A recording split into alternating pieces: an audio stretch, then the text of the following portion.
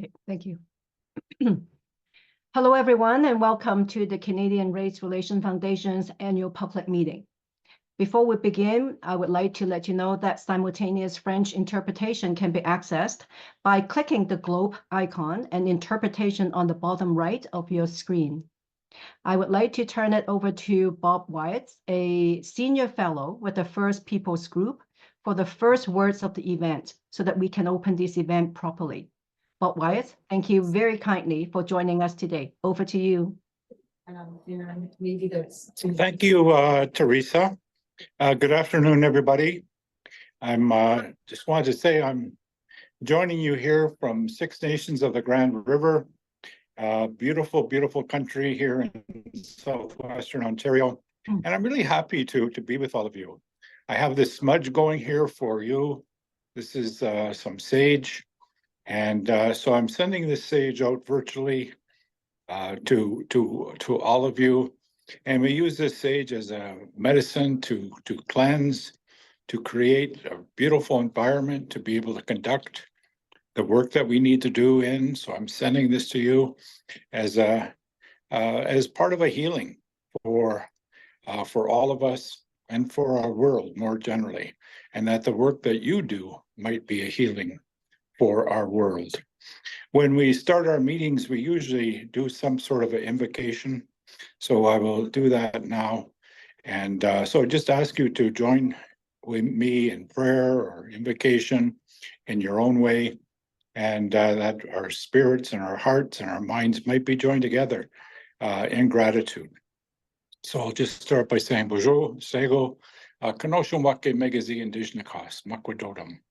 Just want to say, Miigwech and Yawagoa creators, Guandiso Jamnero, for this day, another chance, a new beginning, and to acknowledge all the worlds of creation, the mineral world, the plant world, the animal world, and the world of humankind, and to acknowledge all the gifts all those worlds of creation give to all of creation, how they're mutually reinforcing, how they're reciprocal, and how they carry out the instructions that they were given at the beginning of time, and to give gratitude for the gift of the human family, and to acknowledge that gift of family, the gift of community, the gift of society, and all the things that you have given us, Creator, to help us to grow and to learn together as a human family, those laws and those teachings to help guide us, that good mind, that we bring that good mind to bear on all the work that we're doing.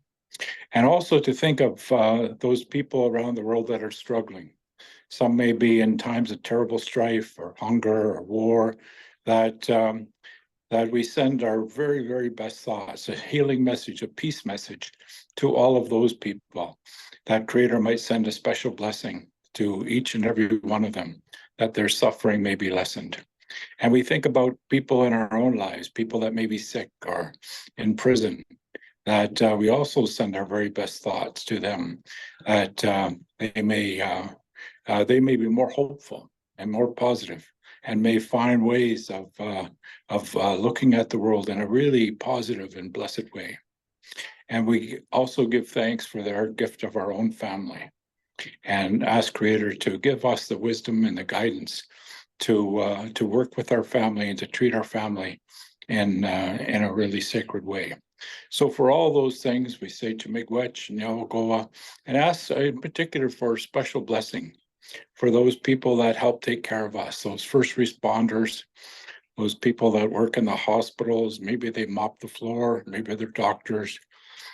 And so many people over the last few years have made incredible sacrifices for all of us to help keep our human family together.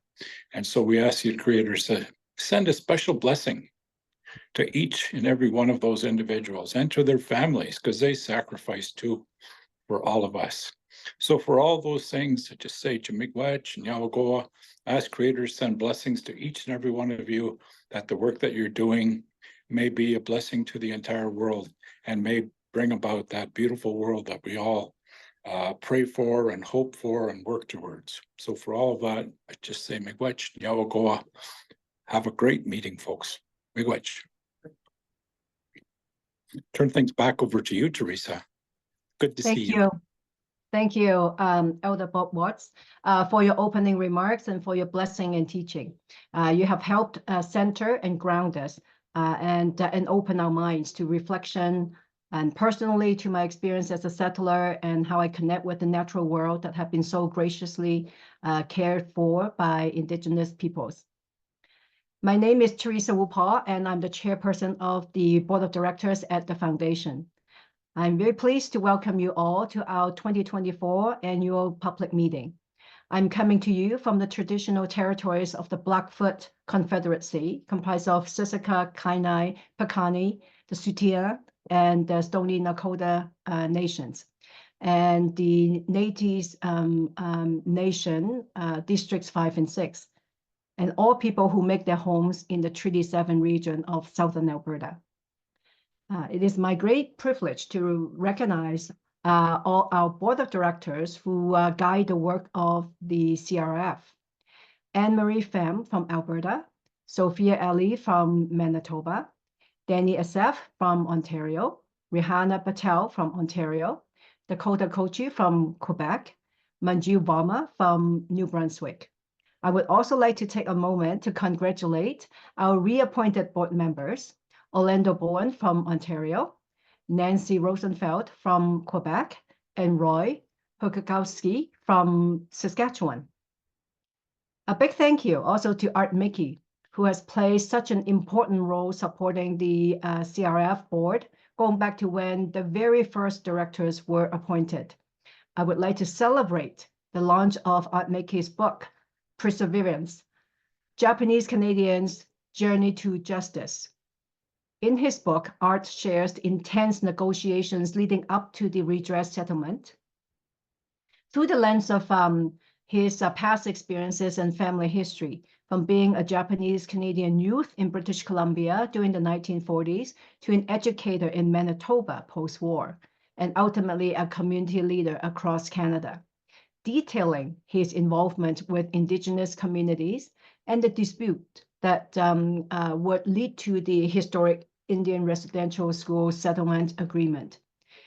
His foray into politics during the 1990s and his role as a Canadian citizenship judge, Art recounts a life of activism guided by his own experiences and deeply held beliefs, shaped in part by his family's wartime experiences. I encourage you all to check on Art's book. I would like to share how heartened I am by the progress we have made as an organization over the 2020 to 2023 planning cycle. Since this cycle has drawn to a close, our collective hard work to combat racism and racial discrimination in Canada has begun to bear fruit. We have made incredible progress with the countless individuals and organizations we have collaborated with through research, programs, partnerships, and so forth. The seeds we have planted are coming to fruition for the benefit of all our communities. And I thank you all for your ongoing support and partnership. Now I would like to welcome Mohammed Hashim, CRRF CEO, to share some of the highlights of our work at the foundation. Over to you, Mohammed. Thank you, Teresa. Thank you so much for your words, Bob, as well. It's always so humbling to be in your presence, but also to learn from you as we continue in this journey.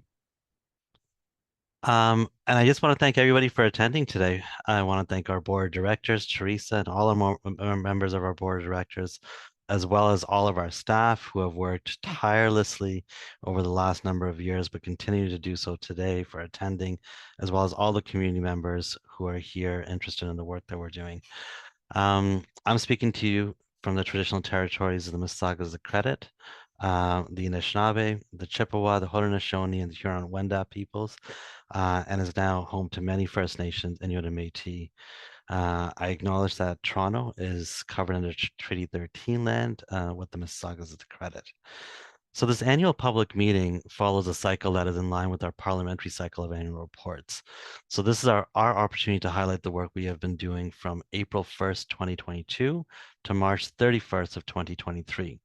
So it's going to sound a bit outdated because it is, but that's the way we follow our rules. And before I go into this, I just wanted to acknowledge that, the world is in a very difficult place in this moment, and there's many who are suffering. That like there are many who are in Gaza and Palestine and in Israel who are going through extreme hardship. And I think that what happens in distant places there and many other places across this world don't just impact people there, but they impact people here. And I want to recognize the pain that many within Canada here are facing as well, because it's a difficult time for a lot of people. And I think that we need to have a generosity of spirit and care for people here who are our neighbors and our colleagues. And I want to recognize their pain. But in the past few years, we've seen, challenges of systemic racism and discrimination, particularly with the exponential rise in reported and unreported hate crimes in Canada. The confirmation of unmarked graves of Indigenous children who died in residential schools, and the aftermath of protests and blockages that included several symbols of racism, particularly from 2002 to 2003, 2022 to 2023.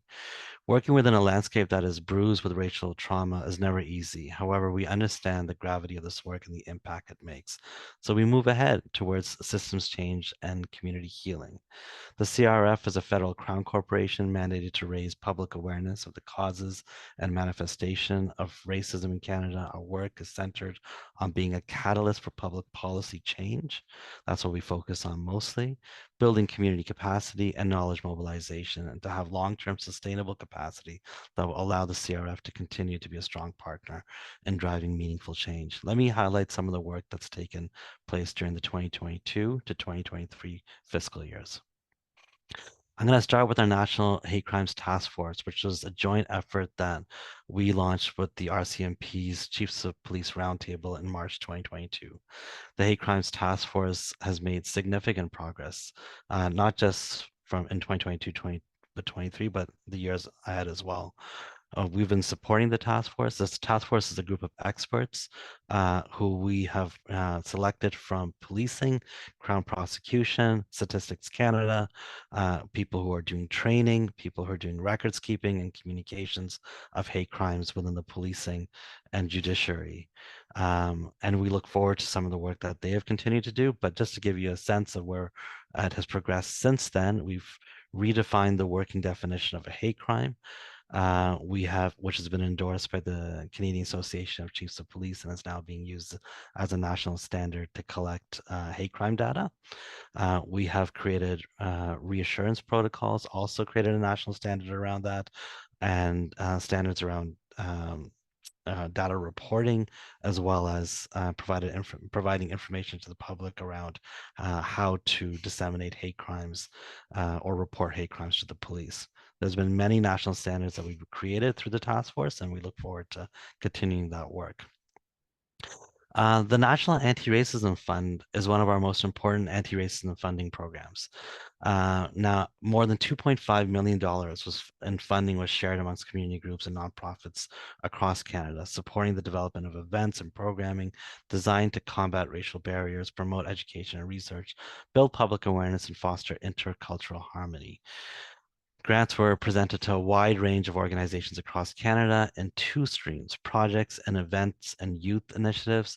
The events and youth initiatives, for those who are interested, is open right now. So that's a grant of up to $10,000.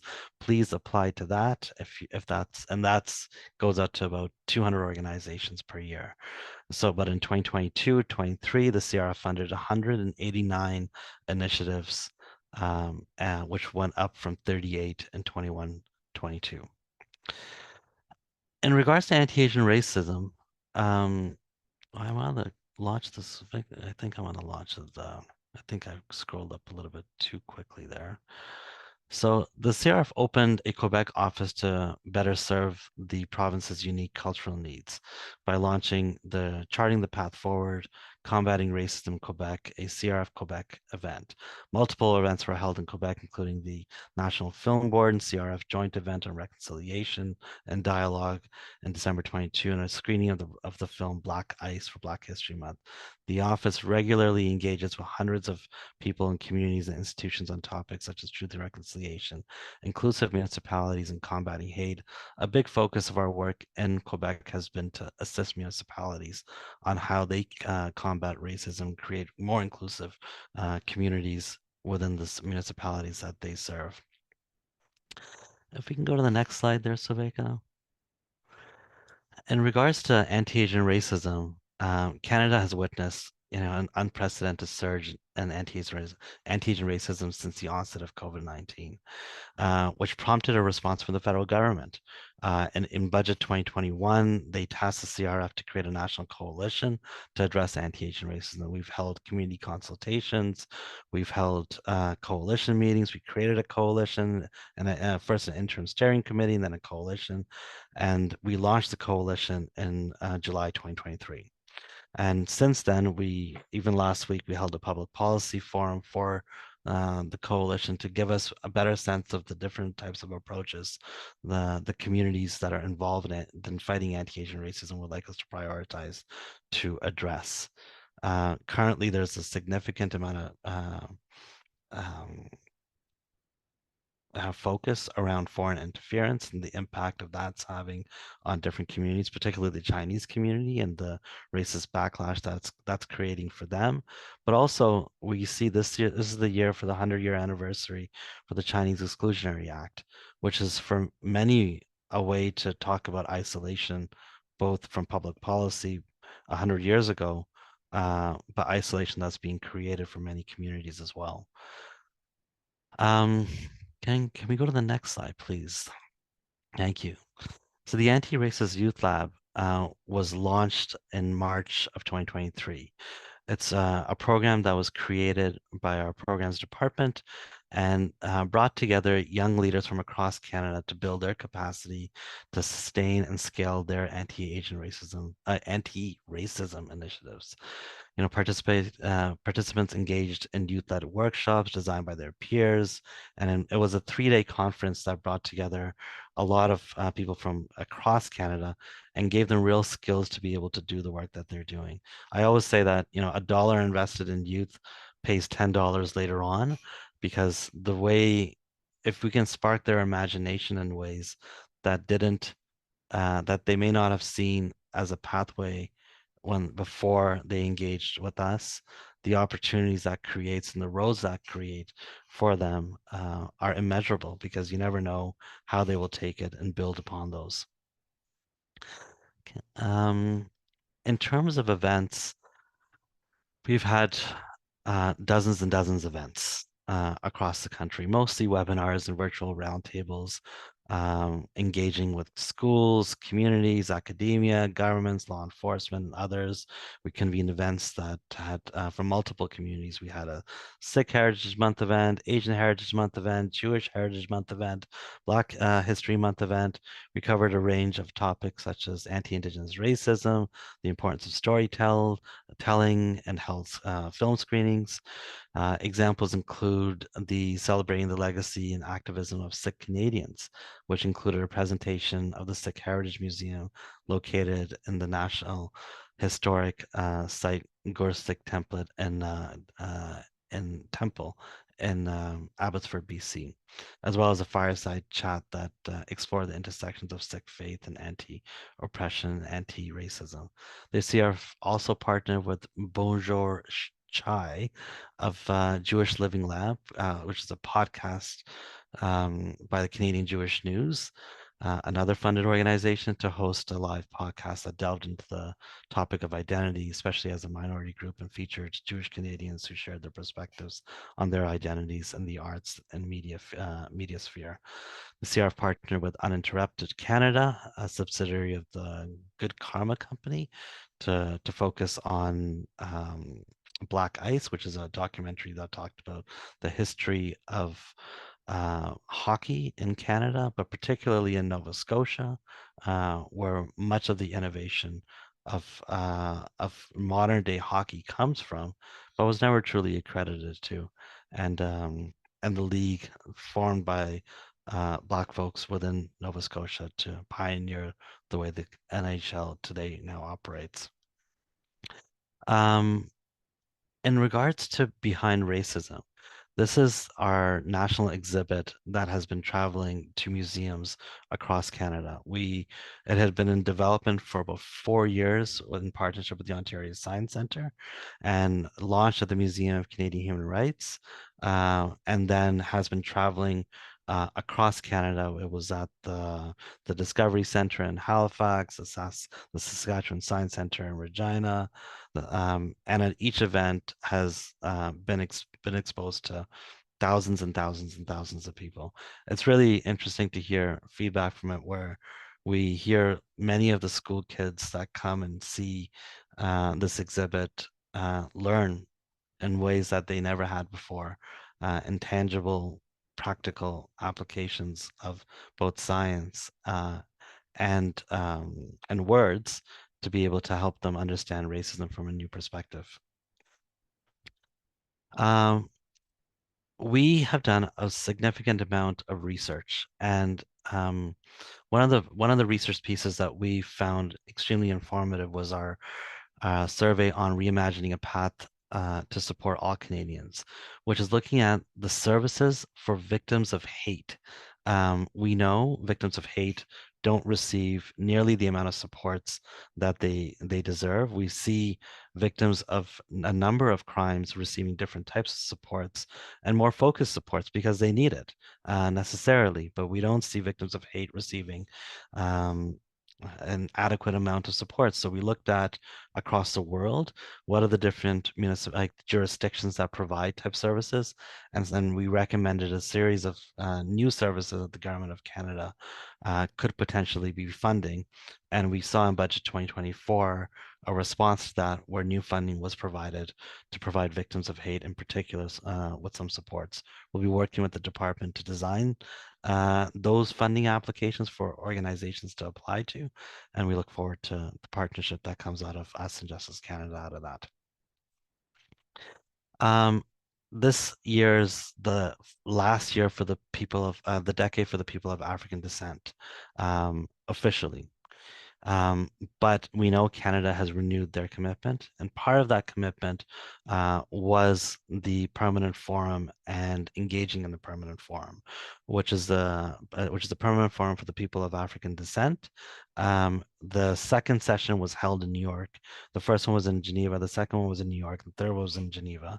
But in the second one, we focused on bringing people together from Canada in collaboration with CC UNESCO in order to bring people to the forum to learn from experts from across the world, ways that they were addressing anti-Black racism in particular, and for us to be able to take those learnings and apply that work into our work as we work with the government to refine and to respond to the Black Canadian Justice Strategy. The Black Canadian Justice Strategy is something that is of particular importance to us. There's a number of strategies that the government has been working on over the last number of years. Obviously, Canada's anti-racism strategy, which was launched last week, was an incredibly important document for the government of Canada to convey its sense of aspiration in different areas of improving, tackling systemic racism. There's the Confronting Hate Together action plan, Canada's action plan on combating hate, that will be launched in the near future. This is something that we've been working strenuously upon for many, many, many years, it feels like. And now, most recently, the Black Canadian Justice Strategy, which is we are looking to receive a report from a consultative committee, which should be released relatively soon-ish, I hope, and then the government will respond to that. And we want to make sure that the government's response to that is one that's wide and that's encompassing many different factors, but is not just strictly limited to criminal code reform. There's so many aspects of Black justice that need to be addressed by the federal government and other jurisdictions, but we know within the federal ecosystem, there's lots of opportunity for us to engage and to help steer the path forward. The last thing I'm gonna want to just point out is in budget 2024, we hit a milestone moment. For us, the CRRF has up until now received 2-year funding starting in 2021, budget 2021, and before that we never received appropriations funding. And now in budget 2024, that funding was made permanent. So we received $9 million for our ongoing operations and $3 million to create a hub to tackle hate. That'll be $12 million ongoing for, we hope, forever. And that was a very important moment for us because this is the first time the government has committed to the organization in this way and really changed the way we've operated from a small crowd of maybe 5-6 people to now growing up to about 40-45 people across this country and running programs that are impacting public policy all the time. I also want to acknowledge that the Online Harms Act that was released this year is a pivotal moment for Canada in trying to tackle hate. Our work has been very much focused on hate in particular because we came in with a mission to transform the way this country deals with hate. We know that the funding that this government has now committed to in budget 2024 of about $273 million to tackle hate in a wide variety of ways is work that we have contributed to significantly. These are many of them were ideas that we had been working on with different departments or ideas we came up with ourselves or ideas that we've been working on through our reports and different departments to be able to create systemic change to transform the way this country deals with hate. And we look forward to supporting that work as it's developed in the near future. And with that, I'll just say thank you very much. I'm going to kick it back over to Teresa, and there's going to be a question and answer period at the end of it. I look forward to your questions, and thank you so much for attending. Thank you for highlighting CRRF's activities, Mohammed. We'll now move to our panel discussion. I would like to introduce our moderator for this panel. Rihanna Patel is currently a CRRF board member and the Director of Communications and Government Relations at the international NGO Islamic Relief Canada. She's a former BBC News journalist and lifelong advocate and champion for change in civil society and minority communities on issues around gender-based violence, racism, and women's rights. She leads the gender-based violence portfolio at the Islamic Relief Center, where she specializes in developing policy, research, and advocacy campaigns on tackling religious and cultural norms used to carry out acts of gender-based violence.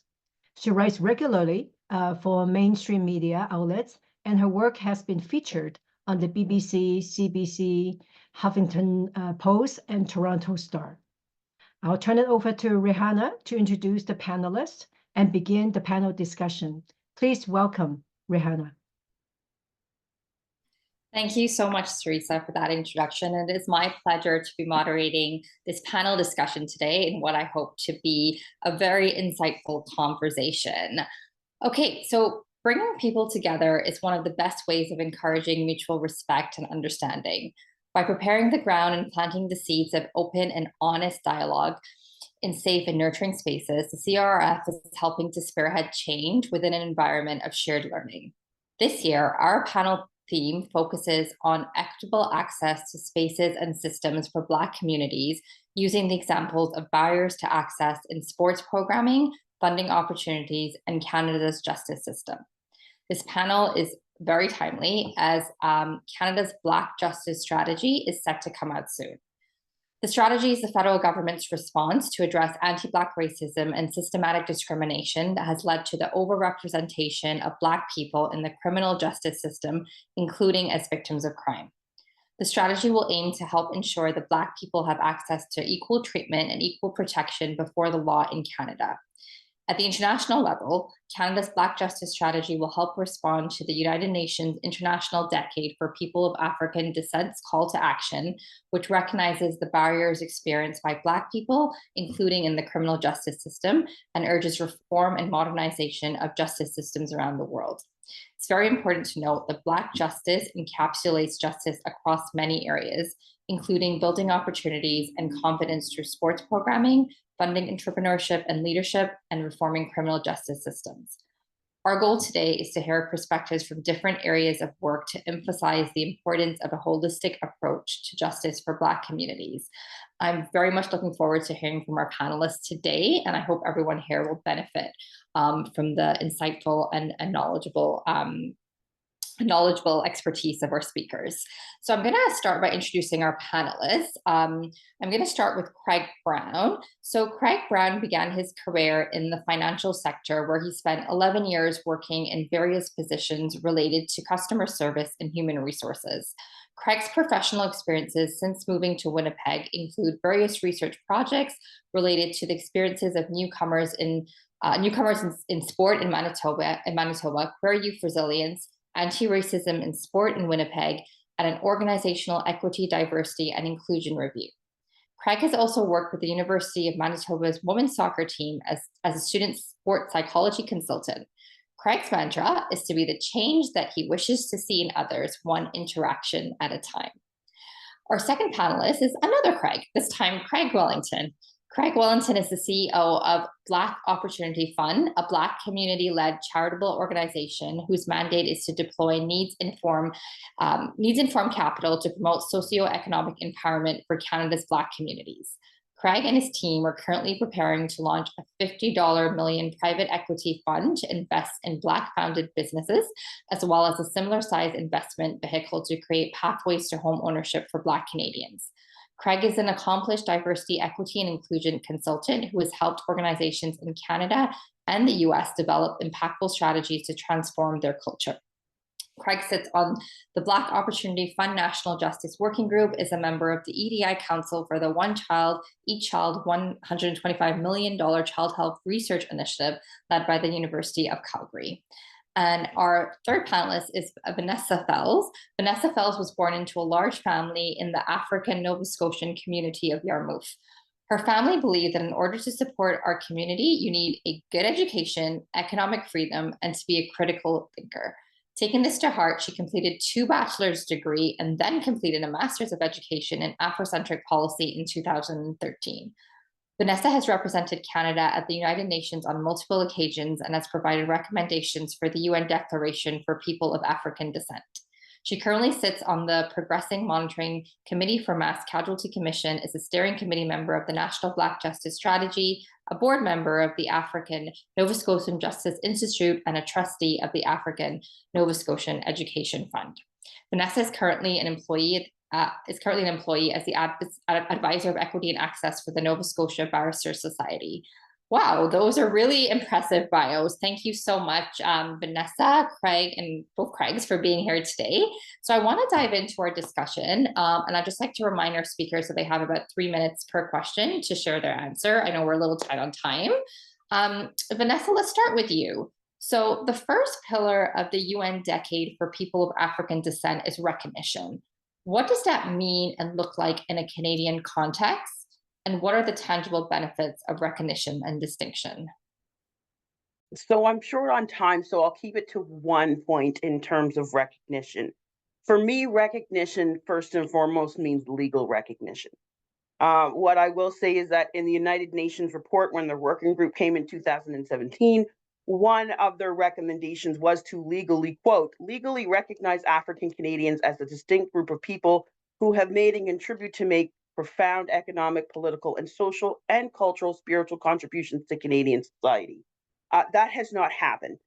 Part of the problem when this doesn't happen is that we become disregarded and we become left out. That has happened a lot. And I will say that, you know, our ancestors have been here for over 400 years, and yet we are still disregarded when it comes to Canadian society. 2 recent examples of that is in D-Day, the Prime Minister mentioned and credited Anglophones, Francophones, Indigenous people, and New Canadians for their contributions to D-Day. Black or African Canadians were completely left out of that conversation. To me, that speaks to a larger issue that we really, in the larger context, don't matter. So until we have that legal recognition, until government is legally, I don't want to say forced, but they finally move forward.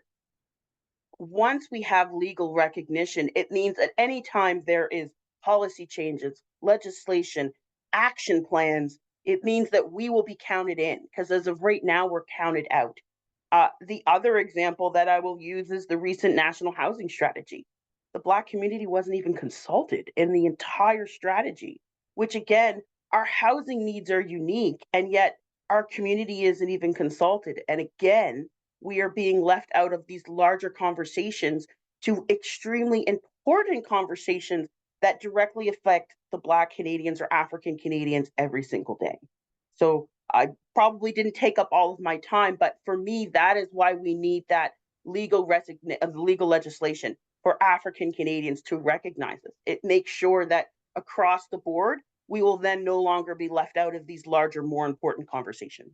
No, that's good. Thanks for that. A follow-up question for you. You mentioned being left out, and you mentioned the recognition. Is there anything else that could be done to have those voices on the table? I think we're actually doing it as a group of people of African descent. We are actively calling in and calling out government each and every day when that happens. You know, when the Prime Minister made his speech, we were very quick to go right to the Department of Justice and, you know, right to the Prime Minister's office and say, hello, we have been here for 400 years. The contributions that we have made, you know, through the Black Battalion that just got recognized like 2 years ago, as well as all of the contributions of Black veterans. And you left us out of that conversation. And that has to stop happening. So I think we're already doing it, but collectively, we need to take more charge, and we need to push government even harder for that legal and that legislation, because really that's where it starts. It starts with legislation, and everything else can fall under it. Great, thanks, Vanessa. We're going to come back to you in a bit, but I want to go on to Craig Brown now. So Craig, you worked on the Anti-Racism in Sport campaign, which is a CRRF funded initiative. Can you spend a few minutes talking to us about this project and how it addresses issues of access for Black communities? And what impact has the campaign made on the lives of Black youth who wish to access sports programs? Oh, absolutely. And thank you for having me. Well, first and foremost, the campaign started with some of those interactions with the Black community and with racialized communities. And we were hearing from our communities and community members in sport that there was just a prevalence of racism, but nothing was being done about it. So for us, when we started our campaign, we not only sought to increase and promote and engage discussions about anti-racism awareness, but we also wanted to see how we could disrupt all forms of racism and eliminate racism for First Nations, Métis Nations, Black, racialized and religious minority communities in sport in Canada, starting in Winnipeg. So for us, we started with a basic research. We wanted to find out what was happening in our spheres, and we recognized that quite a lot of racism was prevalent, whether systemic, whether overt. It was happening at all levels, at all forms of sport, and there was just a lot that needed to be done. So based on that, we started our school presentations and our anti-racism in sports stakeholder training, where we've been able to disseminate not only the findings from our research, but also we've been able to have some of those discussions with our sports stakeholders. And we mean fans, we mean athletes, coaches, officials, executives. We have been able to get engaged with communities and with our sport partners across Winnipeg, just not only raising that awareness, not only highlighting the racism, but also finding ways that we can engage with everyone. We've been able to have public awareness campaigns. We've been able to have an anti-racism in sport accord. And based on all of those 5 arms that we've been focusing on, we've been able to reach over 3,000 people with our trainings. Our sport is not an equal playing field trainings. We've been able to connect with persons across Canada. So we've done trainings as far as BC, and we're connected with community groups who are having issues with racism in sport. As far as BC, far west is BC, far east is Ontario. We've started to engage with partners in the provinces, in the Maritimes also. So we've been able to connect with quite a wide range of persons, again, not just to raise that awareness, but what a lot of our community members have said. we have enough research that's being done. We need to see change starting to happen. So we've been able to get involved. We've been able to help them navigate some of the challenges that they've had. And we've been able to even come up with our accord where we're able to help sport organizations reflect on their policies, come up with different policies, change their policies, and evaluate them so that we can make sport a safer space for racialized folk everywhere. Yeah, thanks for that. You mentioned the workshops, and I want to ask a follow-up question. So you've been doing these workshops. Sport is not an equal playing field is the title of the workshop. Can you tell me a little bit more about why they're needed and how they improve the sports ecosystem for racialized players? Well, absolutely. As you mentioned, but when we started our research and we started to interact with the communities, we found that there's a lot of systemic racism.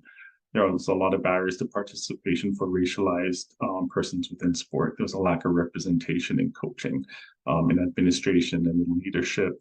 And when it came to just even having the discussion, a lot of cases it just wasn't being had. So for us, with our training, we go through that three-tiered approach. We go into some of what we have found, what's happening within the sports space, so we can raise that awareness. We go through that education piece, that literacy piece, where we start to break down, just having frank discussions about race, racism, different concepts like privilege or whiteness. And not only just these are our understandings about them, but we start to engage so that persons will have that understanding. And then the final portion of our training focuses on what persons can do going forward to becoming an anti-racist advocate within their spaces. So it's not about the learning that you take. It's not about you being a neutral participant. I'm not racist, or my team isn't racist, or these groups aren't racist, so everything is okay. It's about educating persons on how they can take a stand against racism within their spaces. And it doesn't have to be the vocal standing up, but it's really just not tolerating anything that disenfranchises or marginalizes anyone. So our workshops focus on those three areas because we want persons to not only take that learning and keep it, but we want them to basically become advocates for making sure everyone feels welcome within their space. And that's been our focus, and it's been well received, as I mentioned, across Canada. No, that's great. Yeah, I've heard good things about the workshop, so thank you for sharing that. I'll come back to you, but let's move on to the other Craig now, Craig Wellington. So Craig, your organization, the Black Opportunity Fund, created a national justice working group that provided recommendations on the Black justice strategy. Can you talk about why justice is a pillar of focus for the Black Opportunity Fund and how your work improves outcomes for Black communities within the space? Yeah, thank you for that. I'm very pleased to be part of this discussion.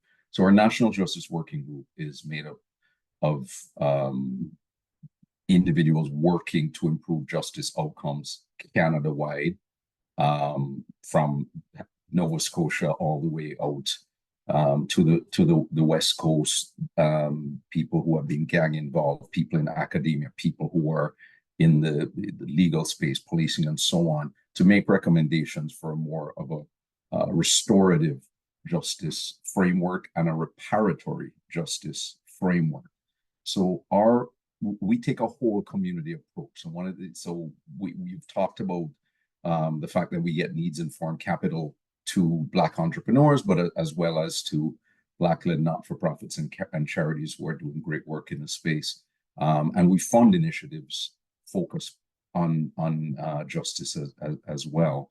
But there is a need to look at justice more holistically, to look at food security as a justice issue, to look at housing as a justice issue, to look at education as a justice issue, to look at sports, arts, culture, and recreation is also one of the pillars of ours as well. So we've made those recommendations and continue to push for this. We held a national forum, public health approach to violence prevention, which again took a very broad view in terms of how the issues of interaction with the justice system are dealt with if it's Black communities dealt with as an enforcement issue, more policing, over incarceration versus an upstream approach, right? So looking at, there's tons of people in the water drowning. Yes, we need to get them out of the water, but we need to get upstream and figure out why so many Black people keep falling in the water. What do we need to do up there? Is there some education needed? Do we need to put some fencing up? So we take both approaches. And I'd love to, add into what Vanessa was mentioning about the recognition piece. I think the recognition in the Employment Equity Act that is now starting to gain momentum of Black people as a distinct group in the Employment Equity Act, but only because of the pressure of legal action by a Black class action lawsuit. In terms of recognition, earlier this year, we funded the creation of a bust of Lincoln Alexander that sits now in Queen's Park, the first statue of a Black person in any legislative building in Canada. What does that mean in terms of recognition? How does that transform the culture of these spaces that now Black children can go there and see themselves reflected, and now white and non-Black people can go there and see a different view of Canada. So there's multiple facets to it. I want to touch on a point that you spoke on this briefly about restorative justice and community engagement. What is the role of restorative justice and community engagement in this work? Well, I think the challenge we have is when you have, many of the strategies that come out are purely forward-looking. It just has amnesia and say, here is a path going forward. But if we're going to recognize that there is an overrepresentation of Black and Indigenous people in our justice system, in prisons, and that's not an accident, then we need to say, how do we repair that? We can't start today and move forward. So a couple of days ago, for example, we partnered with LinkedIn, Fair Chances Coalition, and John Howard Society to convene a gathering with corporate CEOs and so on. We had the head of public policy of JP Morgan Chase from the US, who leads in the Fair Chances Coalition, to create pathways for reintegration for those with criminal records. And by the way, that's 1 in 9 in Canada. In the US, it's 80 to 100 million people have criminal records. So how do we create those pathways, especially in the fact that we know many of those people shouldn't have criminal records, right? How do we address that? How do we look at programs to prepare people for reintegration before they come out? Much of the programs are once they're out. How do we, in SMU in Halifax as one of the few programs, I think maybe the only program, where they're able to earn university degrees while incarcerated. I think Al Jones is a champion of that. How can we look at ways to respond to the systemic racism we know that has made this happen, and challenge it, disrupt it, and not just close the door and say, okay, we're going forward as if everybody's starting from the same spot. Oh, good point. Thank you. Thank you for sharing that. I wanna go back a little bit. When I was doing some research just before this panel, something was sent to me. I came across something that says that Black youth are more likely directed towards sports over STEM programs. Maybe either both you, Craig, or even Vanessa could address, like, is this happening? Why is that? How can it be countered? Love to hear your thoughts on that. I'll let Craig B jump first in the alphabet. I was actually gonna let Vanessa go first, but okay. Yeah. Yeah, Vanessa, you can go first. Yeah. Thank you. I was in education for like 20 years, so I've seen this a lot. And I wouldn't just say it has to do specifically with STEM, but also in terms of bilingualism. So when Black youth are going into school and they're going into French immersion, they are actively being pushed out of French immersion into English classes. And we know that, without being bilingual, there are certain jobs that you can't even apply for, even to this day. And that happens at a very large rate to our community. And the same thing happens with STEM. You know, you're told, you know, maybe this is too hard for you. You should go into, you know, a general class instead of, you know, taking something. So it's a much larger problem than just with STEM, but it happens each and every single day. Craig Brown, do you agree? Like, you've obviously worked a lot with the youth. Do you see that happening? Is there? Yeah, I'll touch on it a little bit. I don't have that full expertise with education, et cetera, but I think it's grounded a little bit in that narrative or the stereotypes or understanding of who Black people are, what Black people should be doing, and where Black people are perceived to be where they should excel. So I think it's that introspection that needs to happen with a wider societal narrative to understand where it's coming from, that's pushing Black youth in those directions. And in some cases, are educating Black youth to believe that that's where they belong, and that's where they can rise, and that's where they can be perceived to be someone within our society. I would echo that. Black people are put in a box. We can be this. We can be rappers and musicians and entertainers. We can be athletes. We can play basketball and so on. And only that, as if you can't be that and a doctor, or that and an engineer, or that and an educator. So it's not a holistic thing. It's that or the other. And I have a son who played 3 rep sports at a very high level, and then played professional soccer in Europe. So having gone through that in those sports, and you do see it. So the accessibility piece is part of it, and Craig spoke to that there's economic barriers the higher you go in sports. And then you have certain sports that are more difficult and challenging to get. The tennis, the golf, the hockey is certainly one. But travel sports in general are more challenging for those from more disadvantaged economic communities. And then when you have, and it's interesting, as you see, the higher he got, the less, for example, single parents were because of the cost and the time it takes to travel, especially if you have multiple kids. And you do find that direction. When I was in university at York University, and we're close to the Jane and Finch community, a number of us Black students reached out to high schools to go in to talk to youth, to show them that here are Black people who are in university, and show them the face. And I remember going to schools there, telling them, going to the office and explaining what we wanted to do. And they said, oh, you need to talk to the phys ed coach. That's where we were directed, because that's the narrative, that this is a space Black people can be in.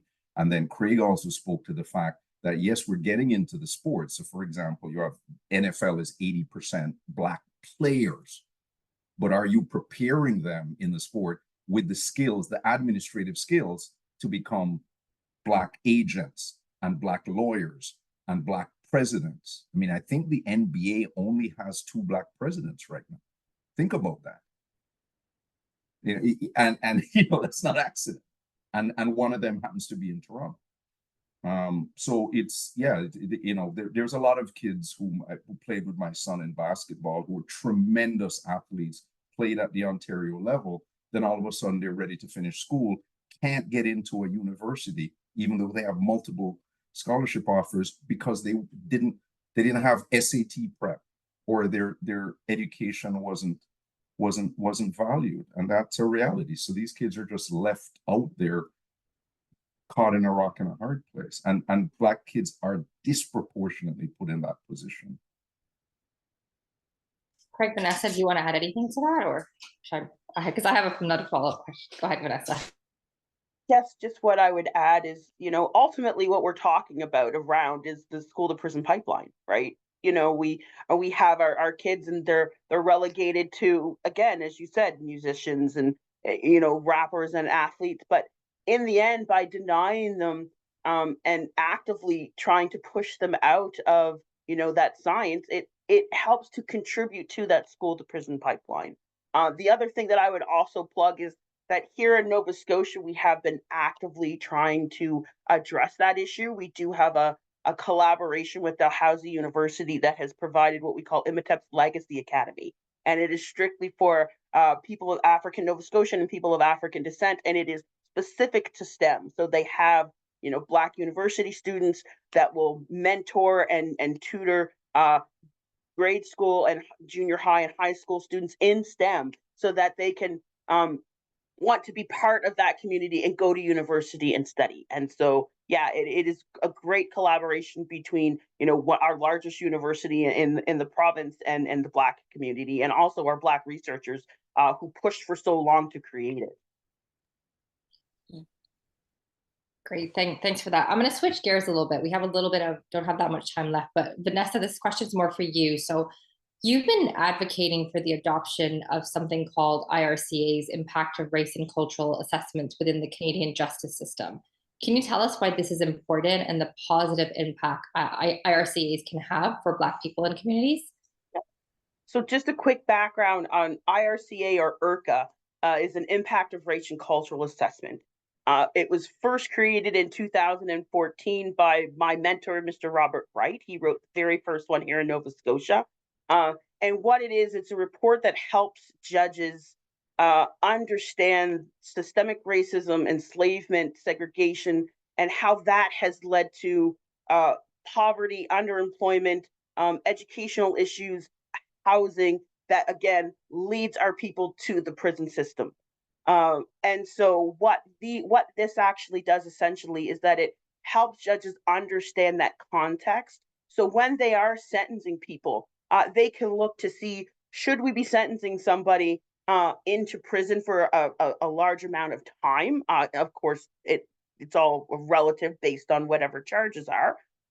Or would they be better placed to have supports in the community that has programming to help them, you know, get their high school diploma, because many of them, we know, do not have the education and can't find proper housing. And so would they be better placed in community that have those resources and have those programs to be able to support them there? And that is part of what they are being used for. It's more at the moment for sentencing, but we are trying to expand it to family law and bail hearings as well.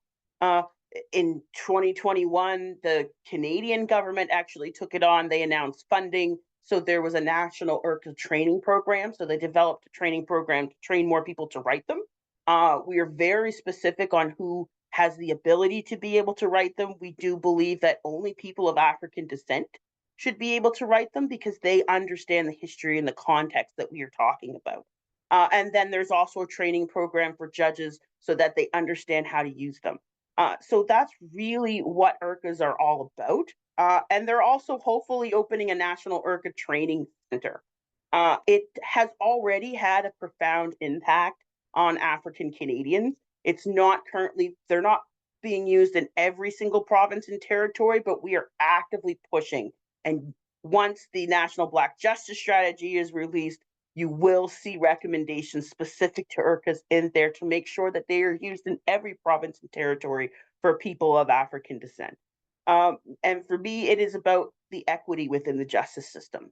You always hear about the miscarriage of justice when something happens to a non-Black person, and they talk about, well, they were a captain of the swim team and they were on the debate team and they're going to an Ivy League university. Well, technically, that's really what an IRCA really is. It's talking about, you know, not only the historical context, but it also talks about the potential that these individuals have if they are given the right support, and that maybe sentencing them to these long, harsh punishments, which we already know are disproportionate to others, may not be the best thing for these individuals.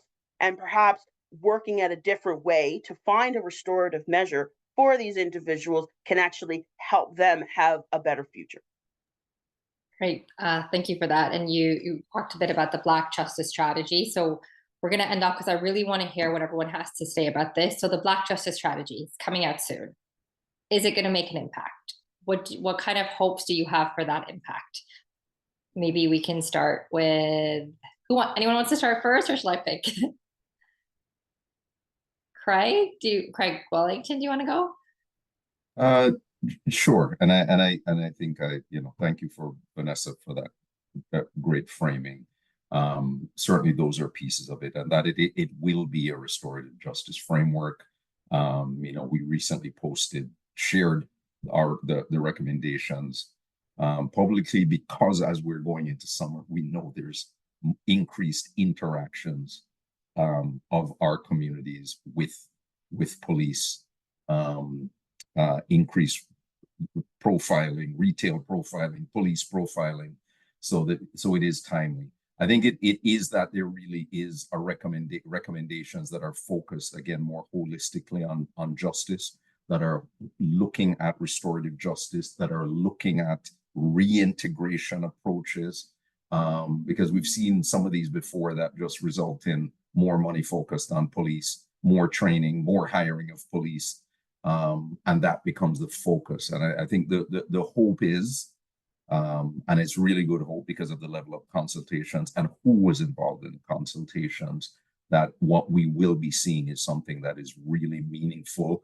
I mean, the challenge with it is that much of the policing across the country is done at municipal level or provincial level. So it's an overarching document coming from the federal level, but at least it will form a framework that can be used to inform the other levels, and then the challenge will be, how do you, what's the or else, right? What's the carrot and the stick, and that's and how do you address police association, the unions, and get buy-in, because that is also a massive barrier that we don't talk about enough, okay, in terms of integration into culture. So it becomes not just recommendations on a shelf, but something that's implemented and has buy-in from the unions, from the police services, from the boards. So it has teeth.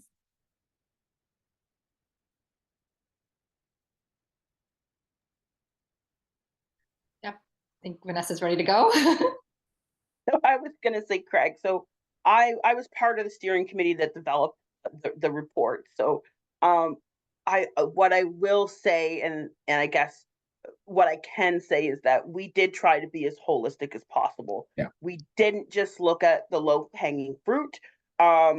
We wanted to push government as far as we possibly could, even if we were making them uncomfortable, because for us, it was about making sure that we are answering the call of community, as well as addressing the long-standing issue of overrepresentation within the criminal justice system. And trying to address not only those, but also, as you said, Craig, all of those other factors that have been leading to this overrepresentation. And so that is anything from a change in legislation to also, as well as funding, to a complete overhaul in what we see currently in police and police training. And so we ask for it all. It's kind of like that is the wish list of what we really want to see and what should happen. What I do think, and what is going to be important once it's released, is us collectively actively push government forward, because we know that government is going to pick the low-hanging fruit first. But ultimately what it comes down to is those legislative changes, because those are the ones that are going to have the substantive, long-lasting impact. It's always going to come down to legislation and policy. And so we always have to remember that we're going to hold government accountable on that as long as it takes. Those recommendations are there. You know, when the decade is done and the money is gone, what actually is, Canada's legacy in the international decade? Right now, I would actually say not much, because for me, there haven't been any substantive legislative changes. And so that's why I push so hard for legal recognition of Black Canadians, because for me, that's where it all starts. Well said. And I agree. Too often they go for low-hanging fruit. People need to climb the flipping tree. That's what they need to do. Climb higher in the flipping tree and get out on some branches. Craig Brown, do you want to add anything to that? Yeah, I'll be very quick. I believe there is hope, because something is better than nothing, first and foremost. Then Craig and Vanessa definitely touched on it. For me, hearing from the community, too often we have initiatives, too often we have these announcements, and then it fizzles out later on because you don't have that support, especially from positions of power. So my thing is that voice from the community that says we should continue to press the government to not only see that this is done, but that it's funded and sustained. And that it's not just something that, we might have a nice announcement about it at some point in time. And the government says, yeah, we're on board, but within another 5 years, nothing has changed within the system. So for me, there is hope. It's beautiful to have this initiative, but it's that cry that says we want to see the government continue to support it, for them to be held accountable for it, and for it to not just be this one-off thing that they smile and take pictures about and then do nothing about it some time down the future. So that's the only thing I'll add. Yeah. Oh yeah, go ahead. If I might, and I want to go with that, and that, Craig, it was that something is better than nothing, and I think for me, if we're asking for something too often, we negotiate down before, and that's why I'm very pleased to hear what you're saying, Vanessa. It's almost like we're starting to compromise before we get to the table. No, you ask for everything, then when you get to the table, people can negotiate down. But if we're saying systemic racism is a 100-meter chasm, you can't give us a 20-meter bridge. You can't give us a 50-meter bridge, and you can't give us a 90-meter bridge. It's useless.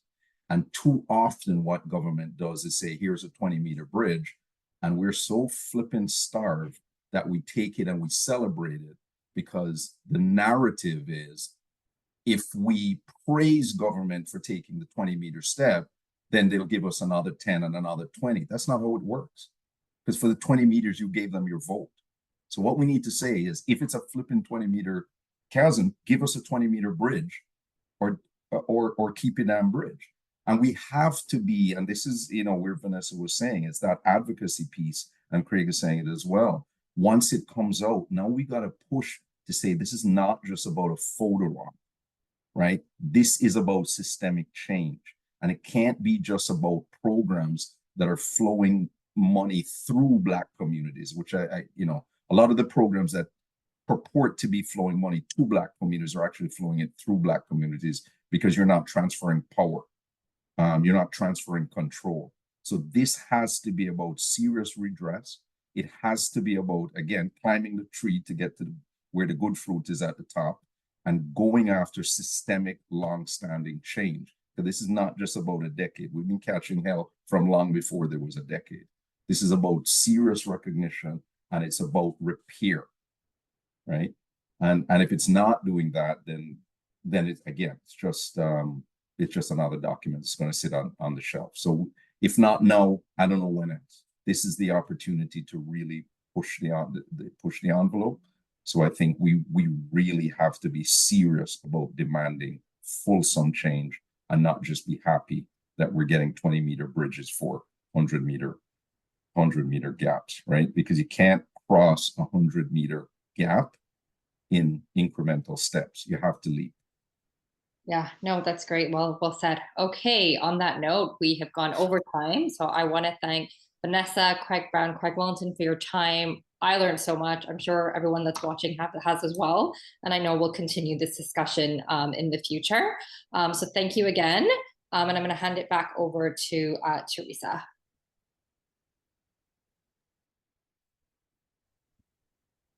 Well, thank you. Thank you, Rihanna, and all the panelists.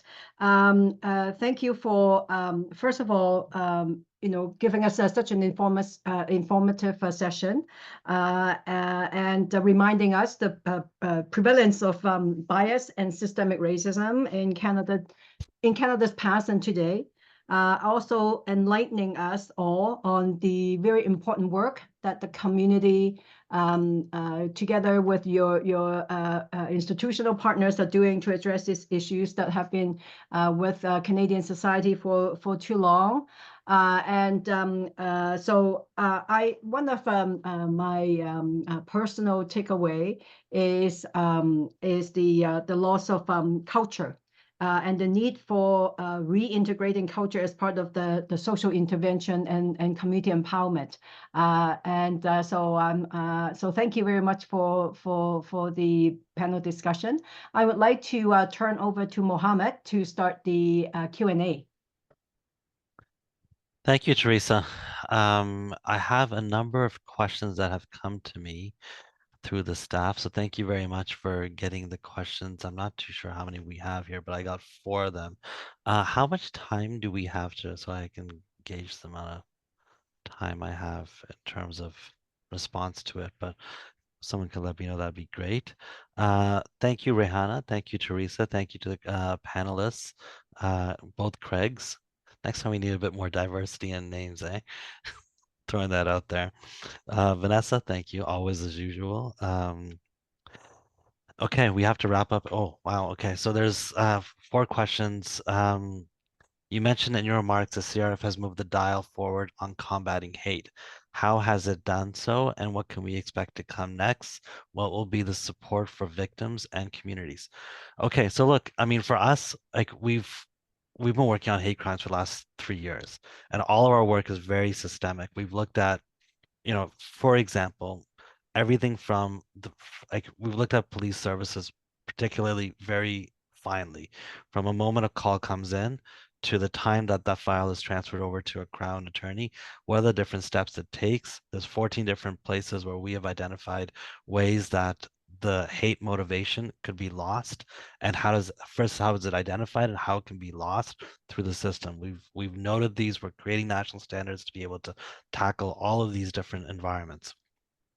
We've redefined what a hate crime is, how police identify it, how they understand it, how they document it. So the work that we've done is honestly transformative. But overall, we've given the country and the political bodies within this country a better glimpse of what is actually real. Out of 178 police of jurisdiction, roughly 20 to 21 have any full-time capacity to deal with hate crimes. Those are the major municipalities. All the rest of them don't. They may not have ever received a single training on what a hate crime is.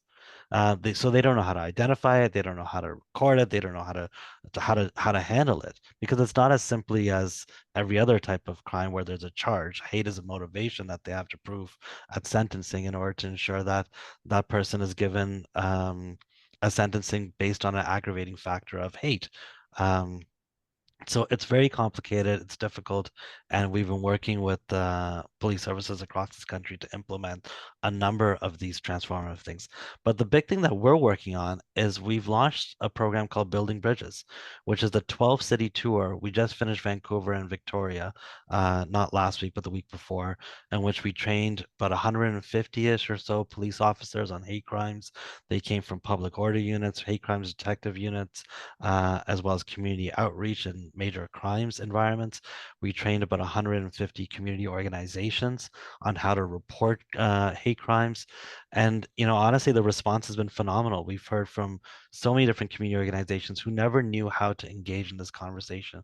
But also, it's not just about reporting hate to the police. We know communities that are not going to do so.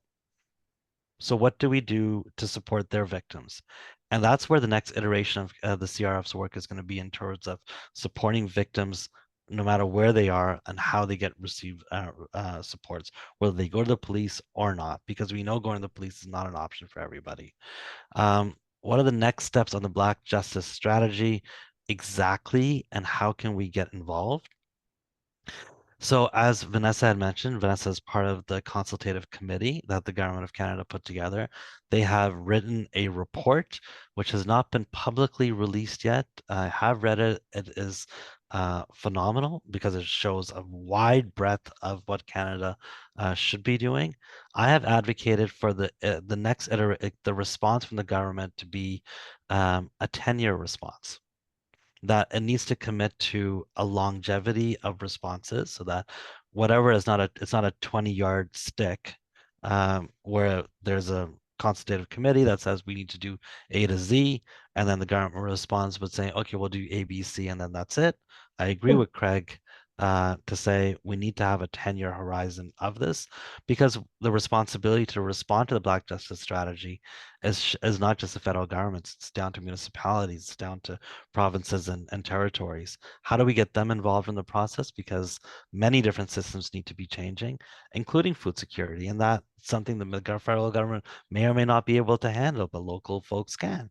We can get United Ways involved, we can get community foundations involved. There's achieving Black justice should be a national strategy, not just a responsibility of the federal government. And in order for that to happen, the horizon of accomplishment needs to be projected and resources provided on a horizon versus not just a simple, here's what you get tomorrow.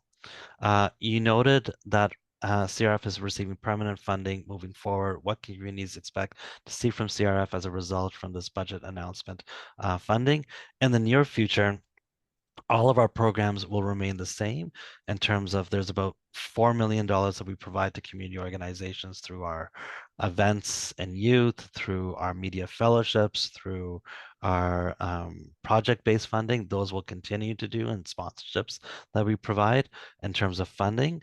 We're going to keep on advocating, and I think that the work that we're going to be seeing through our building bridges is we have about 30 different or 35 public moments that the communities can get involved with. We're learning as we're going across this country to see what's impactful for people and how do we move public policy forward. So keep an eye on the work that we're doing. Sign up to our newsletter, and I'm sure you're going to hear about our Building Bridges workshops across this country. Attend them if you can, and then you'll be able to feel some of the work that we're doing, but also help us understand what the next iteration of tackling hate and racism looks like for us. And you noted in your remarks that CRF supports the federal government's new online harms bill. How does the new online harms bill propose to define and address harmful content? Does CRF have suggestions on how to ensure online spaces are safer for all?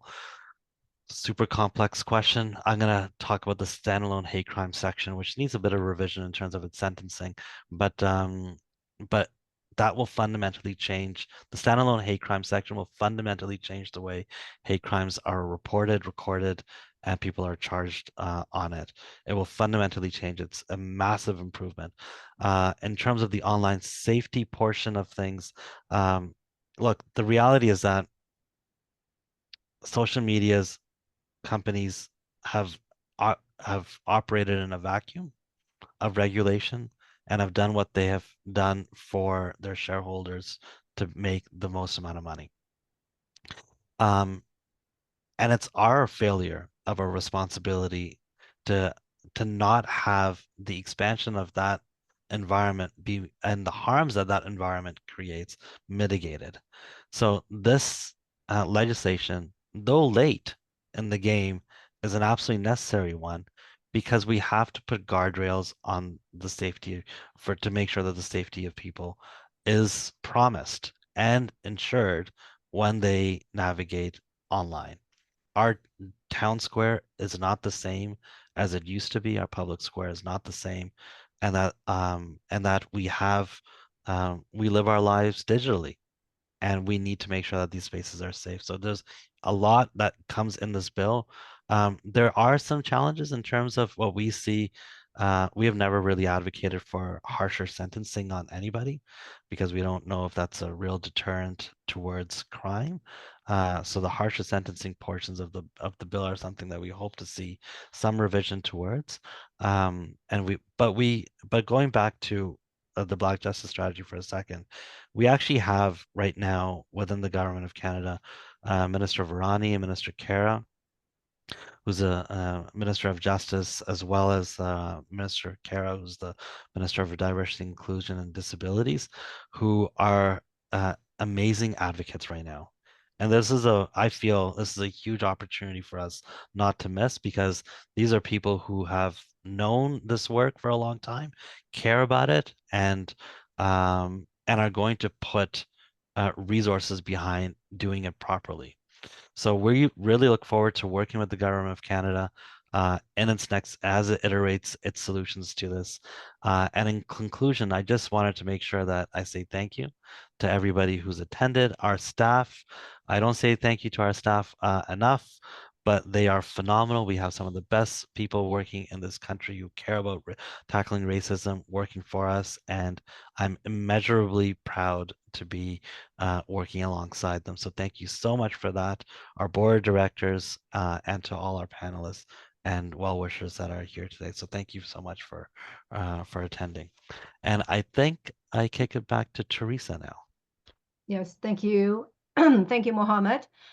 In closing, we want to express our sincere gratitude to all those who joined us today. Your presence and engagement demonstrate the shared commitment we have towards creating a more equitable and just society for all Canadians.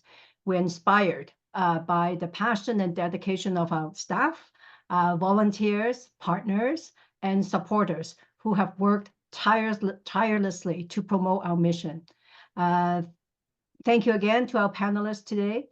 And as we move forward, we'll continue to build on our successes and work together towards achieving our mission, our vision of a Canada where all individuals are valued and respected, regardless of their race and ethnicity. So please follow us on social media and sign up for our newsletter to stay updated on our work. For those interested in consulting our financial statements or for more information about the CRRF, head to the CRRF website, please. Thank you once again for your support, and we look forward to continuing this journey together. We hope to see you at our future events. Enjoy the rest of the day and also the weekend. Thank you.